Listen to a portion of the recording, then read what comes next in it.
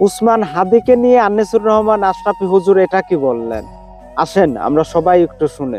খাও হে শকুন, সেই কবিতা শহীদ শরীফ উসমান হাদি নিজেই আবৃত্তি করেছিল। সে বলেছিল যে আধিপত্যবাদের দোসররা আমার সারা দেহ ছিঁড়ে ছিঁড়ে খাও, কিন্তু আমার মাথা খাইও না, অর্থাৎ আমি মাথা বিক্রি করব না। কিন্তু দুশ্মন শহীদ শরীফ উসমান হাদির মাথায় গুলি করেছে, জীবন দিয়েছে, কিন্তু শহীদ শরীফ উসমান হাদি প্রমাণ করেছে ধ্রিম ধ্রিম বাজে গণ তুন্দুবি দামামা, হাকে ভীর শির দেগা নিহি দেগা আমামা।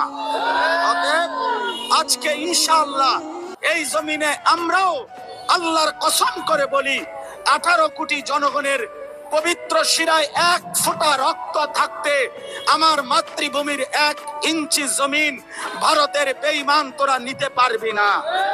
এই জমিন 1 রক্ত নয়, 1 হাদি নয়, লক্ষ কোটি হাদির রক্তের পবিত্র জমিনে প্রয়োজনে খুন ঝরবে, কিন্তু আজাদি থাকবেই থাকবে, থাকবেই থাকবে। নিজের চিন্তা না করে শুধু দেশের চিন্তা করেছে যে হাদি, তাকে আজ দেশেই থাকতে দিল না স্বৈরাচারে যাতে।